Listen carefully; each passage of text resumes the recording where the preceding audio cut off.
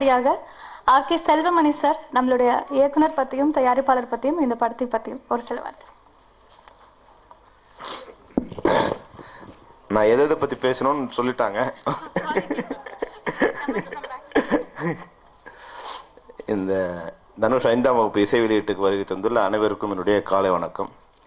வந்தோடனே சிவா சார் சொன்னார், என்ன செல்வமணி வரார் வந்து முதல் பெஞ்சிலேருந்து கடைசி பெஞ்சுக்கு சொல்லிட்டாங்க உன்னால் அப்படின்னாங்க. வழக்கமாக வந்து ஏதாவது கேட்டேன் நான், ஐயா விஎன் சிதம்பரத்துக்கு அப்புறமா அதிகமாக நான் தான் இந்த கமலாதத்துக்கு வந்திருக்கேன்.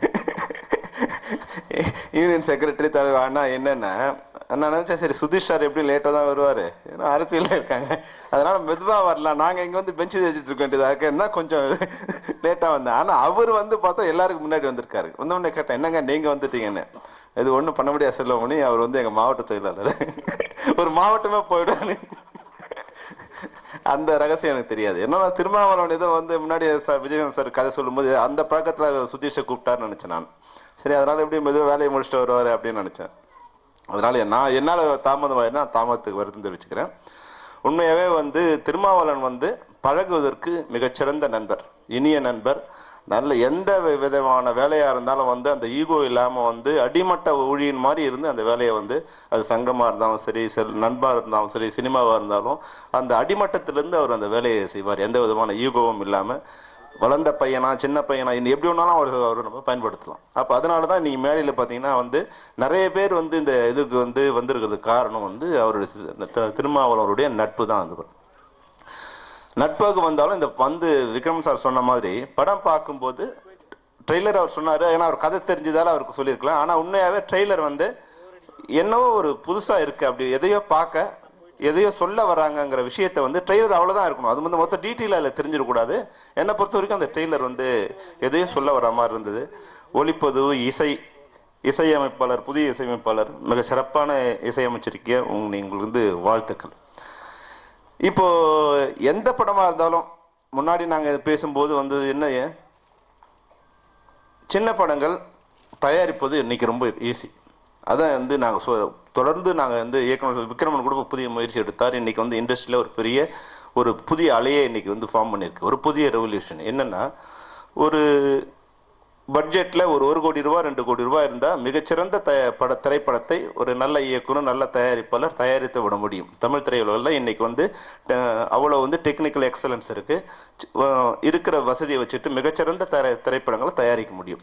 இது வந்து இன்னைக்கு வளமான ஒரு இதுக்கு எடுத்துக்காட்டு. ஆனால் தயாரிக்கப்பட்ட அந்த திரைப்படங்கள் வெளியிடப்படுமான்னா அது கிடையாது. இன்னைக்கு இருக்கிற இண்டஸ்ட்ரியில் சின்ன படங்களை திரையிடவே முடியாது.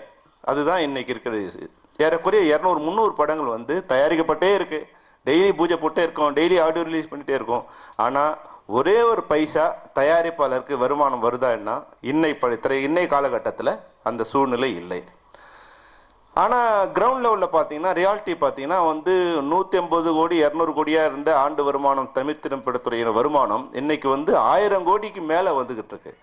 வருமானம் என்னமோ 1000 கோடிக்கு மேலே வருது. ஆனால் அதை எடுக்கிற திரைப்படங்களுக்கு உள்ள தயாரிப்பாளர்களுக்கு அந்த வருமானம் வருதான்னா வந்து சேரல. அப்போ புதிய தயாரிப்பாளர்கள் புதிய கனவுகளோடு அப்படி எங்கள் மாதிரி திருமாவளவன் மாதிரி இருக்க இயக்குநர்கள் தேடி போய்கொண்டு புதிய தயாரிப்பாளர்களை இந்த துறை கொண்டு வராங்க. அவங்கெல்லாம் வாழ்ந்தாதான் திரைப்படத்துறை நன்றா இருக்கும். ஏன்னா உடம்புல நமக்கு வீக்கம் வந்தா, ஆஹா பையன் ரொம்ப அழகா இருக்கா, குண்டா இருக்கான்னு சொல்றது இல்லை. உடம்பு வீங்கி இருக்கு, யானைக்கால் நோய் இருக்கு, ஒரு கால் வீங்கி இருந்தா, கால் மட்டும் வீங்கி இருந்தா யானைக்கால் நோய் இருக்குன்னு தான் சொல்லணும். அப்போ உடலே அழகா இருந்தா, கட்டுமஸ்தா இருந்தாதான் அந்த வாலிபமா இருக்காரு, இல்லை வந்து ஸ்ட்ரென்த்தா இருக்கான்னு அர்த்தம். அப்போ இண்டஸ்ட்ரியில ஒரு பார்ட் மட்டும் நல்லா இருக்குன்னா அந்த இண்டஸ்ட்ரி வந்து வளமான இண்டஸ்ட்ரி ஆக முடியாது. எல்லாரும் நலமா இருந்தாதான் அந்த இண்டஸ்ட்ரி நலமா இருக்க முடியும். அதுக்கான முயற்சியை தான் நாங்கள் முதல்ல ஏற்கனவே சொல்லும்போது கூட சிவா சார் சொன்னார், இதே மேடையில் இருக்கும்போது நம்ம சொன்னோம். ஆனால் இன்னைக்கு எல்லாரையும் வந்து ஒருங்கிணைச்சு இந்த பெரியவங்களும் வாழணும், சிறியவங்களும் வாழணுங்கிற ஒரு நிலையே ஏறக்குறைய ஒரு 60-70% வந்து அந்த முயற்சிக்கான வெற்றி கிடைச்சிருக்கு. ஒரு புதிய அணி ஃபார்ம் பண்ணியிருக்கோம். அதில் வந்து எந்த விதமான எதிர்பார்ப்பும் இல்லாமல், வெட்டினவங்க தோற்றவங்க எதுவுமே இல்லாமல் திரைப்படத்துறையை ஒன்று சேர்க்குற ஒரு முயற்சியில் இறங்கியிருக்கோம். அது இந்த மாதத்துக்குள்ளே முடித்து 2014 தமிழ் திரைப்படத்துறையின் ஒரு வளமான ஆண்டாக அமையக்கூடிய நம்பிக்கை எங்கள் எல்லாருக்கும் இருக்குது. அந்த வளமான நம்பிக்கையில் இந்த படம் திரையிடப்படும் போது நிச்சயமாக இளங்கோவன் மாதிரியான தயாரிப்பாளர்கள் இந்த தமிழ் திரைப்படத்தில் நலமாகவும் வளமாகவும் வாழ்வார்கள். சிறந்த திரைப்படங்களை எடுத்த தயாரிப்பாளருக்கு உரிய லாபம் கிடைக்கும். அதற்கான வழிவகைகள் வந்து கொண்டிருக்கின்றது.